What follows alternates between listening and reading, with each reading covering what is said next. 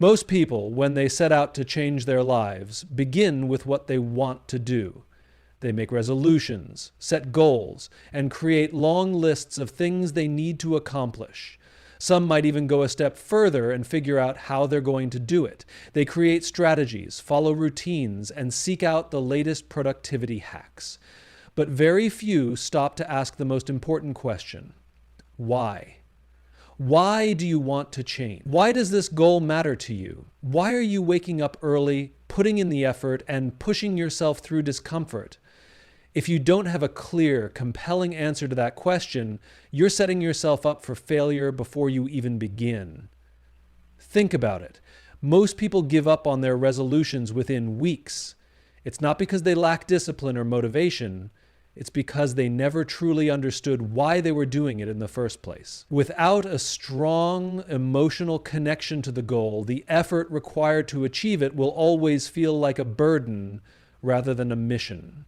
Consider two people who want to get in shape.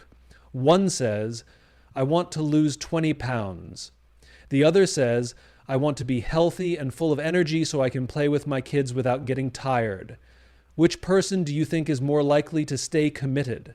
The one who understands their deeper why. Your why is not just a goal. It's the fuel that keeps you going when things get hard. It's the thing that reminds you of the bigger picture when you feel like quitting. It's what turns discipline into desire and effort into fulfillment. And here's the secret: your why can't be about superficial rewards. If your reason for changing your life is just to make more money, lose weight, or get a promotion, you're still thinking about what you want rather than why you want it. True transformation happens when your why is rooted in something bigger than yourself, when it's about contribution, purpose, or a deeper sense of meaning. History's greatest leaders and innovators didn't just wake up and decide to be successful. They were driven by a why so powerful that it made setbacks feel irrelevant. Martin Luther King Jr. didn't say, "I have a plan." He said, "I have a dream." That's the power of why. It inspires, it moves people, and most importantly, it sustains effort even in the face of failure.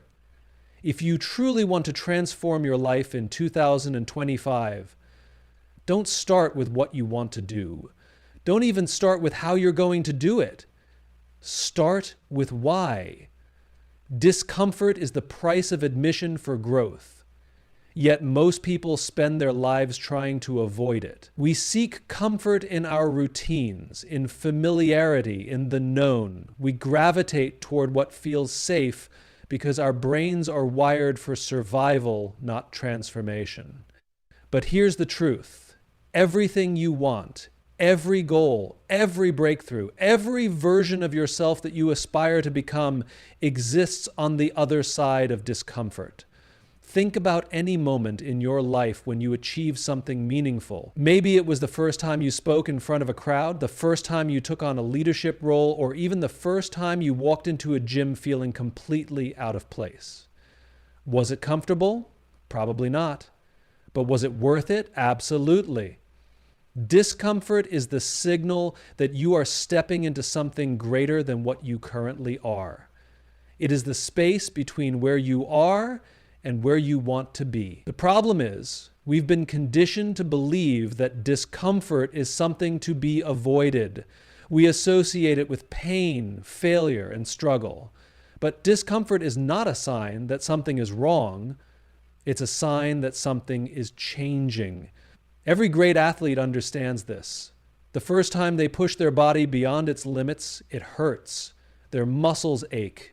Their lungs burn, and their minds scream at them to stop. But they keep going, not because it's easy, but because they know that strength is built through resistance. They understand that if they stop the moment discomfort appears, they will never grow. The same principle applies to every aspect of life: your career, your relationships, your personal growth. Now, imagine two people. One avoids discomfort at all costs. They stay in the same job, even though it drains them. They never challenge their beliefs because it's easier to be right than to be wrong. They never take risks because failure feels too scary. The other person, however, welcomes discomfort. They step into difficult conversations. They take on challenges that force them to grow.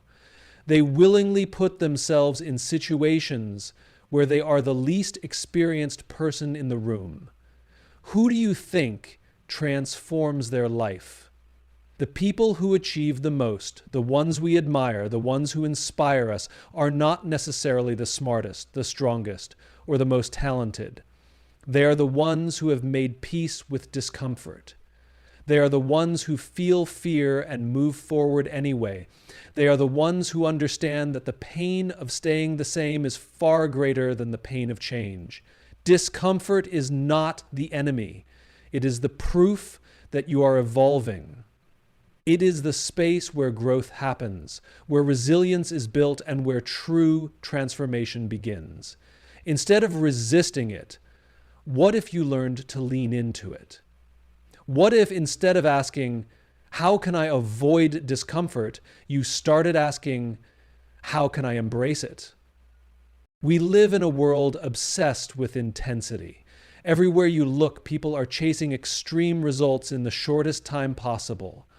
Diets that promise dramatic weight loss in weeks. Workout plans that guarantee transformation in 30 days. Business strategies that promise overnight success. We're drawn to the idea that if we just go all in, if we just push hard enough for a short period, we can change our lives. But that's not how real transformation works. The truth is, intensity might get you started, but consistency is what keeps you going. It's not about doing something extraordinary once. It's about doing something simple every single day until it becomes a part of who you are. The person who goes to the gym for 5 hours on one day but never returns is not stronger than the person who exercises for 30 minutes every day. The writer who cranks out 1,0,0,0 words in one sitting but never writes again is not more successful than the writer who commits to writing 500 words a day. The problem with intensity is that it burns out. It relies on motivation, and motivation is fleeting. It's easy to feel excited at the start of something new. The rush of starting a new habit, the thrill of setting a big goal. It feels good. But what happens when that feeling fades? What happens when you wake up and don't feel like doing the work? That's where most people quit. Think about the most successful people in any field. It's not the ones who sprint for short bursts of success. It's the ones who show up day after day, even when they don't feel like it. The greatest athletes don't train only when they're motivated. The best musicians don't practice only when they're inspired. The most successful entrepreneurs don't work only when they feel like it. They show up regardless. And here's the hard truth. Transformation doesn't happen in a single breakthrough moment. It happens in the small, seemingly insignificant choices you make every single day. The decision to wake up early and read for 10 minutes instead of scrolling your phone. The decision to exercise even when you don't feel like it. The decision to work on your craft even when no one is watching. Those decisions, repeated over time, create the person you become. The challenge is that consistency is boring. It doesn't feel exciting to write 1 page a day. It doesn't feel groundbreaking to save a small percentage of your income. It doesn't feel life-changing to meditate for 5 minutes. But over time, those small actions compound. The writer who writes 1 page a day ends up with a book. The person who saves a little every month builds wealth. The individual who exercises regularly becomes strong and healthy, not because of one intense workout, but because of 1,000 small ones. Most people quit not because they're incapable, but because they expect results too quickly. They want to see change overnight, and when they don't, they assume their efforts aren't working. But real success is never immediate. The work you put in today may not show results for weeks, months, or even years, but that's the point. The people who truly transform their lives are the ones who trust the process. So the question is not, how hard can I push myself today? The real question is, what can I do today that I'm willing to do every day for the next year? Because the things you do consistently will always outweigh the things you do intensely. In a world that constantly tells us to focus on ourselves, to chase success, to build wealth, to accumulate status, it's easy to fall into the trap of thinking that transformation is an individual pursuit. We set personal goals. We work on self-improvement. We strive to become the best version of ourselves. But here's what most people miss. The most fulfilled, successful, and impactful people in the world are not those who focus solely on their own gain. They are the ones who dedicate themselves to serving others. It's counterintuitive at first. Society teaches us that if we want to succeed, we need to prioritize ourselves, get ahead, win at all costs.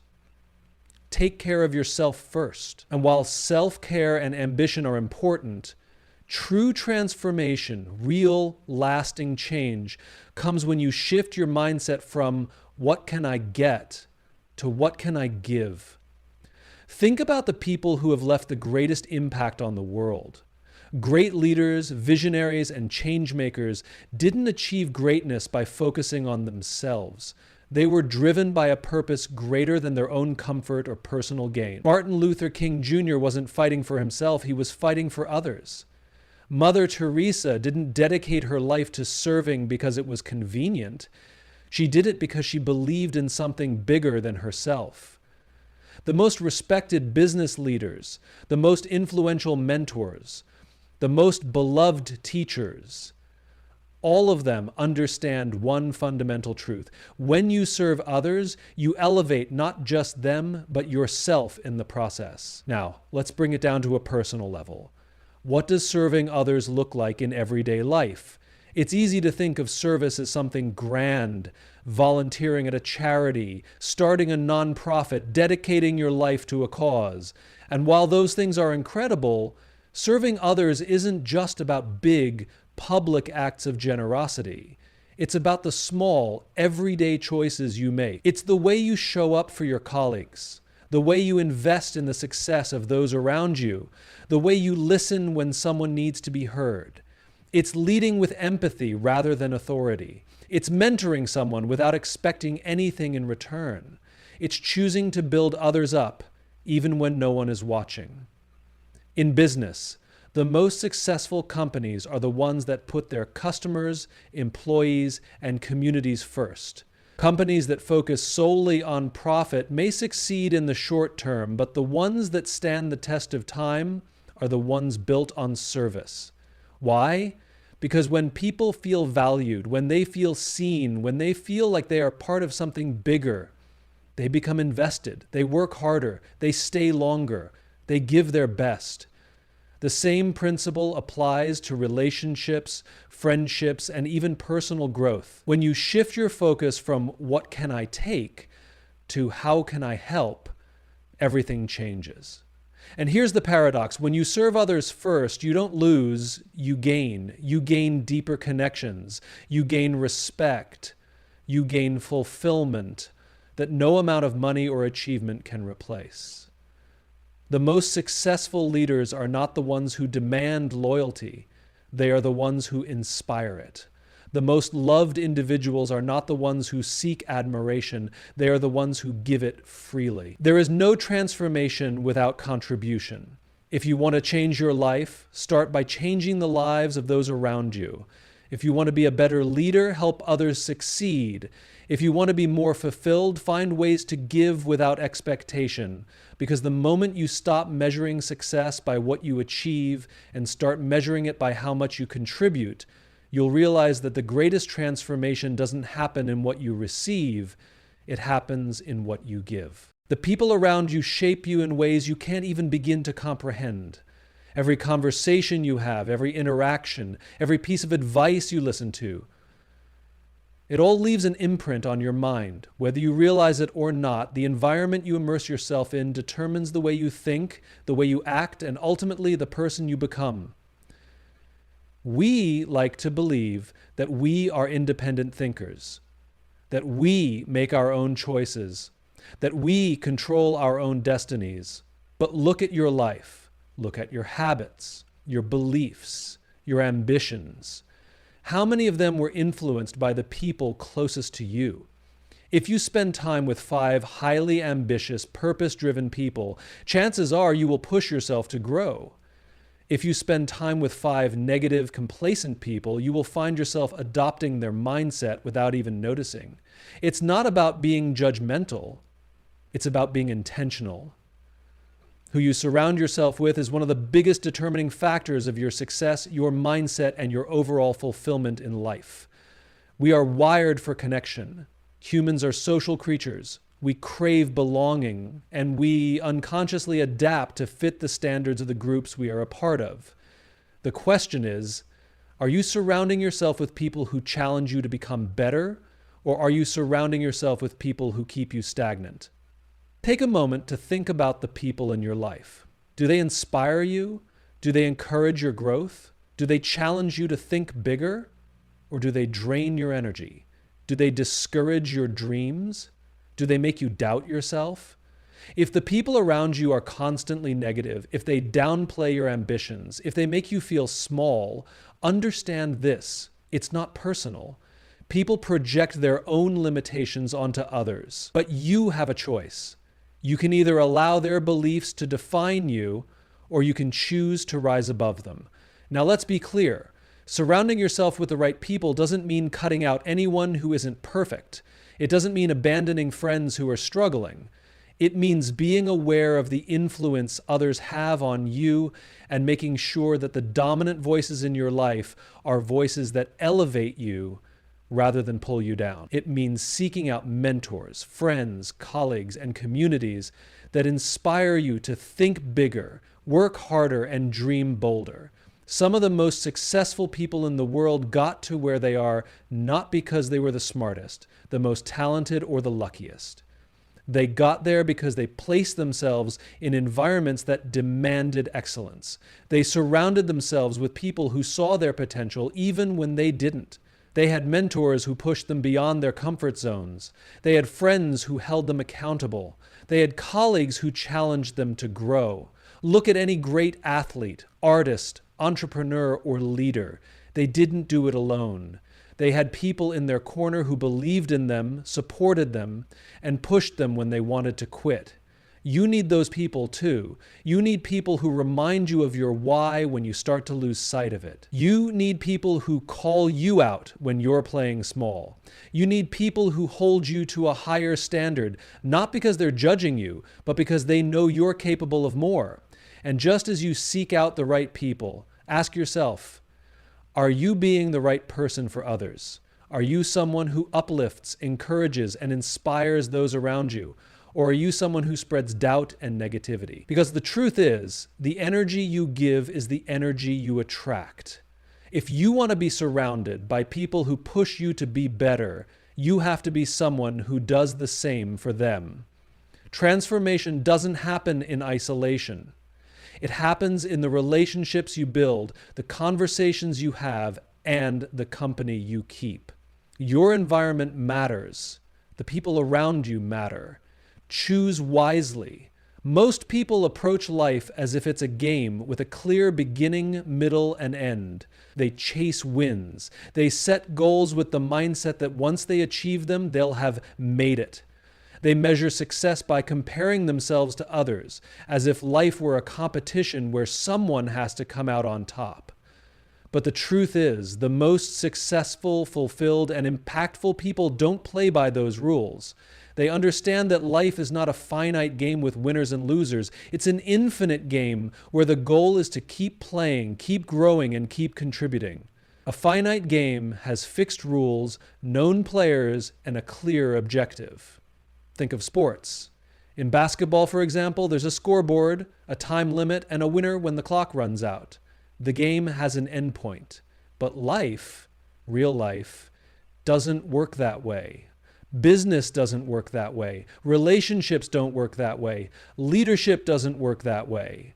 In an infinite game, there are no final winners, no fixed rules, and no defined ending. The goal isn't to beat others, it's to keep moving forward, to adapt, to improve, to stay in the game for as long as possible. Look at the companies that fail, the leaders who burn out, the individuals who achieve massive success only to feel empty afterward.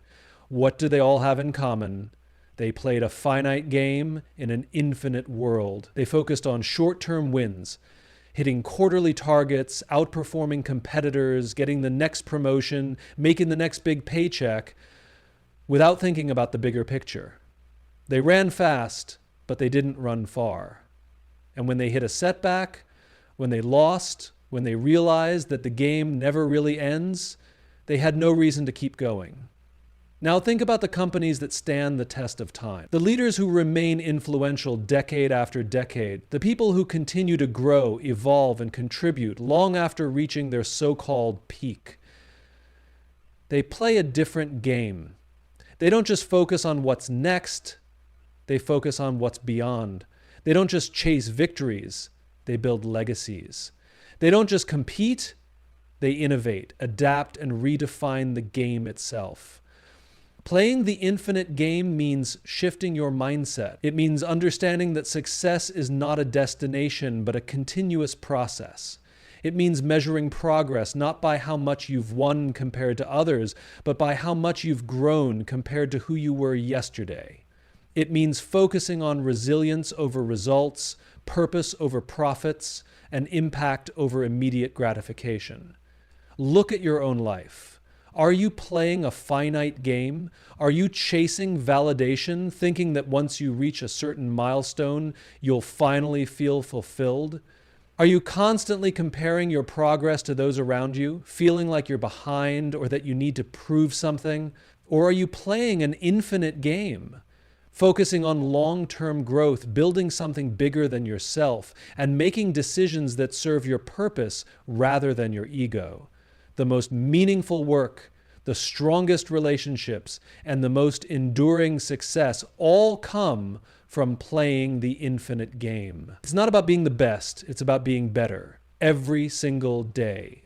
It's not about winning, it's about continuing the journey, adapting and finding purpose in something greater than yourself.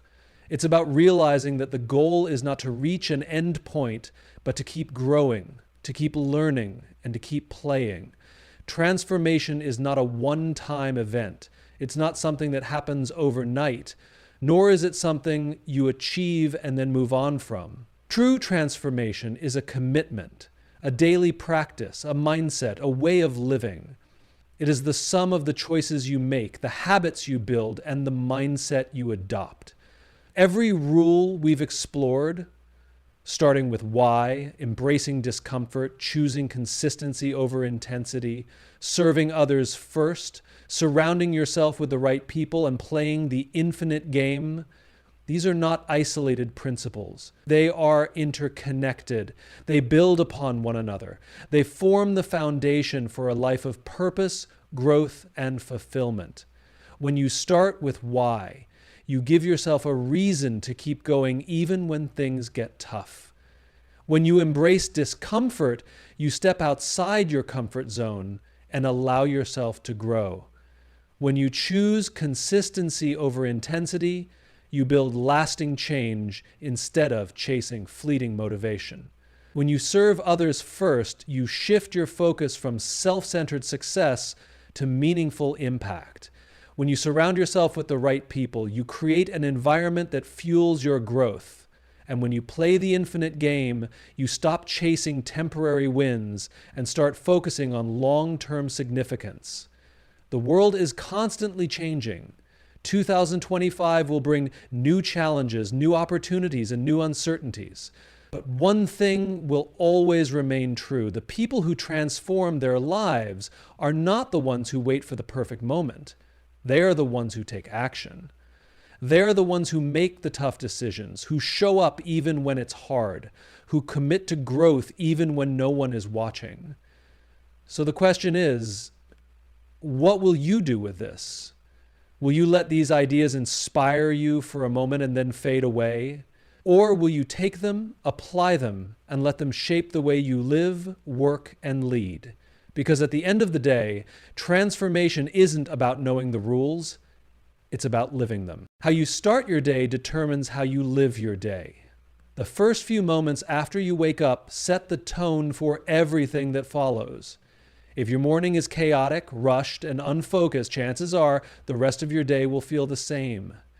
If you start your morning with intention, clarity, and discipline, your entire day shifts toward purpose and productivity.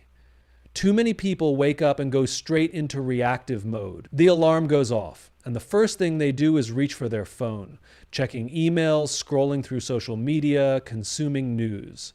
Before they've even gotten out of bed, they're bombarded with notifications, demands, and distractions.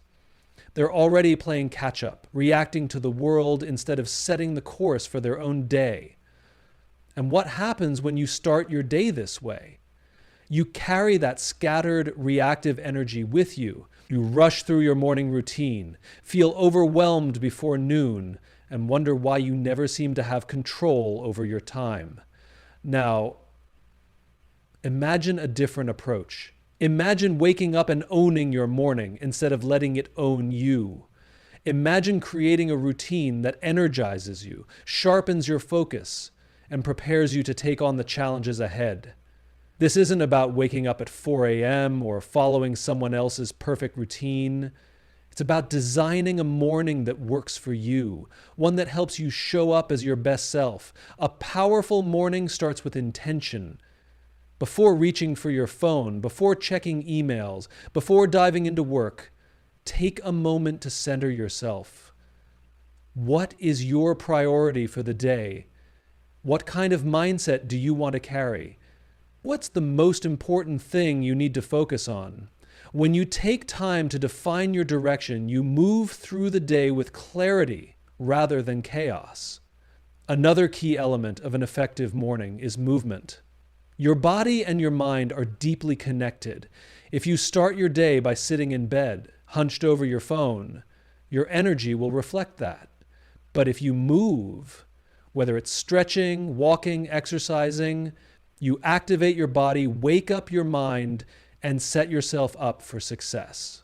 It doesn't have to be an intense workout. Even 5 minutes of stretching or a short walk can shift your energy and put you in a peak state. Then there's mindset work. The world will throw challenges at you. There will be stress, setbacks, and distractions. But when you take time in the morning to strengthen your mindset, whether through meditation, journaling, reading, or simply sitting in silence, you build resilience. You train yourself to stay grounded, no matter what the day brings. And finally, your morning should include learning. The most successful people are lifelong learners. They don't wait for opportunities to educate themselves, they make it a priority. Whether it's reading a book, listening to a podcast, or reflecting on lessons learned, feeding your mind in the morning ensures that you're growing every single day. It's easy to think that mornings don't matter, that you can wake up however you want and still have a productive day. But the truth is, the way you start is the way you continue. A well-structured morning routine isn't about being perfect, it's about setting yourself up for success before the rest of the world places its demands on you.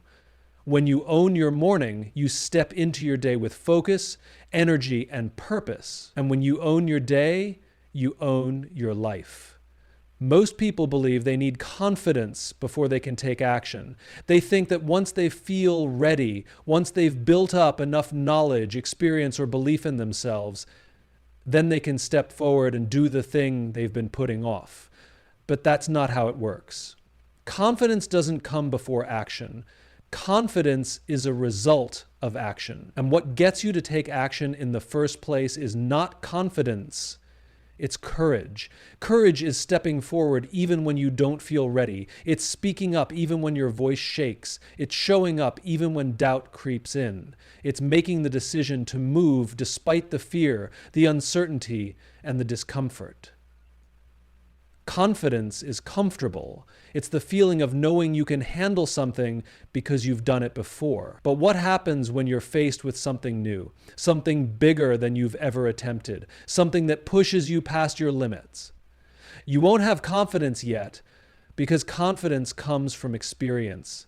And if you wait for confidence before taking action, you'll never start. Think about the people who have changed the world, the leaders who have inspired generations, the entrepreneurs who have built empires, the artists who have created masterpieces. Do you think they had confidence when they started? No. They had fear. They had doubt. They questioned whether they were good enough. But they moved forward anyway. That's courage. Courage is making the first move when you have no guarantee of success. It's applying for the job you think you're underqualified for. It's starting the business before you have all the answers. It's putting yourself out there when rejection is a possibility. It's choosing to try, even when you might fail. Because without courage, there is no confidence. Without courage, there is no growth. Too many people sit on the sidelines of their own lives, waiting to feel ready, waiting for the fear to disappear, waiting for the perfect moment. But the perfect moment never comes. And while they wait, opportunities pass them by. The truth is, courage is not the absence of fear. It's the decision that something matters more than the fear. Courage is saying, I don't know how this will turn out, but I'm going to try anyway. It's understanding that failure is not a sign to stop. It's part of the process. It's knowing that every step forward, no matter how uncertain, is a step toward becoming the person you were meant to be.